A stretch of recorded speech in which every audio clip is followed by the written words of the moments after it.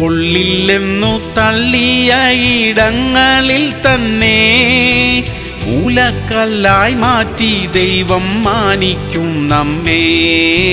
യേശു നല്ലവൻ.